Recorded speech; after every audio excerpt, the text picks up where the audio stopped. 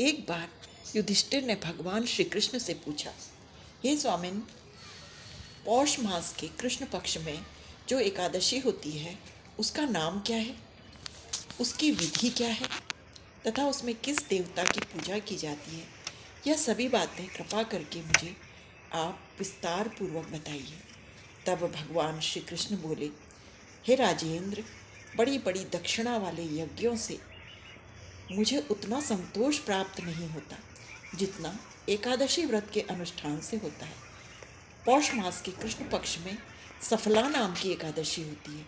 उस दिन विधि पूर्वक भगवान नारायण की पूजा करनी चाहिए। मेरे भगवान नारायण स्वरूप का पूजन करना चाहिए।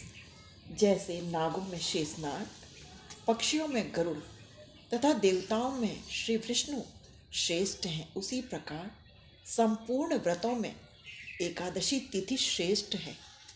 राजन, सफला एकादशी को नाम मंत्रों का उच्चारण करके नारियल के फल, सुपारी, बिजौरा तथा जंभीरा नींबू, अनार, सुंदर आंवला, लौंग, बेर, विशेषतः आम के फलों, धूप दीप से श्री हरि स्वरूप का पूजन करें।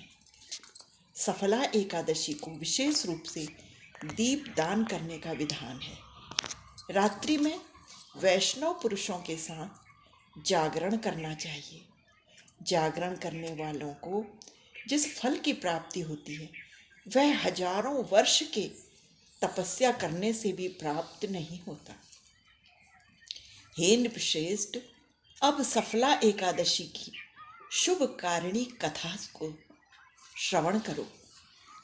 चंपावती नाम से विख्यात एक पुरी है जो कभी राजा महिष्मत की राजधानी थी। राजर्षि महिष्मत के 5 पुत्र थे। उनमें जो ज्येष्ठ पुत्र था वह सदैव पाप कर्म में लगा रहता था, पर स्त्रीगामी और वैश्या आसक्त था। उसने पिता के धन को पाप कर्म में ही खर्च कर दिया। वह सदैव दुराचार परायण तथा वैष्णवों और देवताओं की निंदा किया करता था। अपने पुत्र को ऐसा पापाचारी देखकर राजा महिष्मत ने राजकुमारों में से उस पुत्र का, ज्येष्ठ पुत्र का नाम लुम्बक रख दिया। फिर पिता और भाइयों ने मिलकर उसे अर्थात लुम्बक को राज्य से निष्कासित कर दिया। लुम्बक गहन वन में चला गया। उस बियावान वन में रहकर वह प्रायः रात्रि में समूचे नगर का धन लूट लिया करता था। एक दिन जब वह रात्रि में चोरी करने के लिए नगर में आया तो सिपाहियों ने उसे पकड़ लिया, किंतु जब उसने अपने को राजा महिष्मत का पुत्र बतलाया तो सिपाहियों ने उसे छोड़ दिया। फिर वह वन में लौट आया और मांस तथा वृक्षों के फल खाकर जीवन निर्वाह करने लगा। उस दुष्ट का विश्राम स्थान पीपल वृक्ष के निकट था। वह पीपल का वृक्ष अनेकों वर्षों से वहां स्थापित था, अर्थात वह पीपल का वृक्ष अत्यधिक पुराना वृक्ष था। उस वन में वह वृक्ष एक महान देवता माना जाता था। पाप बुद्धि लुम्बक वहीं निवास करता था। एक दिन किसी संचित पुण्य के प्रभाव से उसके द्वारा एकादशी व्रत का पालन हो गया। क्योंकि उस दिन उसे किसी पशु का मांस खाने को नहीं मिला तो वह अत्यधिक निर्बल हो गया और फल भी उसे खाने को नहीं प्राप्त हुए। इस प्रकार उससे पौष मास के कृष्ण पक्ष की एकादशी का व्रत हो गया। पौष मास में कृष्ण पक्ष की दशमी के दिन पापिष्ट लुम्बक ने वृक्षों के फल खाए और वस्त्रहीन होने के कारण संपूर्ण रात्रि सर्दी का कष्ट भोगता रहा। उस समय उसे नींद नहीं आई और ना ही आराम मिला, विश्राम मिला। वह निष्प्राण सा हो रहा। सूर्योदय होने पर उसको होश नहीं आया। सफला एकादशी के दिन भी लुम्बक बेहोश पड़ा रहा। दोपहर होने पर उसकी चेतना लौट आई। फिर इधर उधर दृष्टि डालकर वह अपने स्थान से उठा और लंगड़ाता हुआ वन के भीतर गया। वह भूख से दुर्बल और पीड़ित हो रहा था।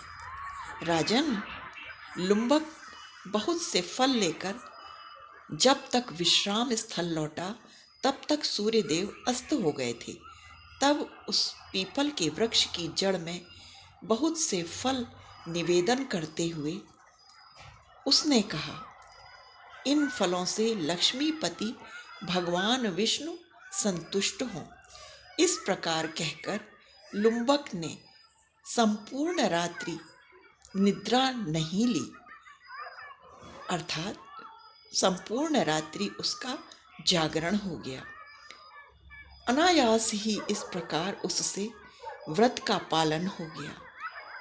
उसी समय सहसा आकाशवाणी हुई, हे राजकुमार, तुम सफला एकादशी के व्रत के प्रभाव से, प्रसाद से राज्य और पुत्र प्राप्त करोगे। बहुत अच्छा कहकर उसने यह वरदान स्वीकार कर लिया। इसके पश्चात उसका रूप दिव्य हो गया। तब से उसकी बुद्धि अत्यधिक उत्तम हो गई और भगवान विष्णु के भजन में लग गई। दिव्य आभूषणों से सुशोभित होकर उसने निष्कंटक राज्य प्राप्त किया और 15 वर्षों तक वह उस राज्य का संचालन करता रहा। उसको मनोज्ञ नामक पुत्र की प्राप्ति हुई। जब वह बड़ा हुआ तब लुम्बक ने तुरंत ही राज्य की ममता को त्याग कर अपना वो राज्य पुत्र को सौंप दिया और स्वयं भगवान श्री कृष्ण के समीप चला गया। वहाँ जाकर मनुष्य कभी शोक में नहीं पड़ता।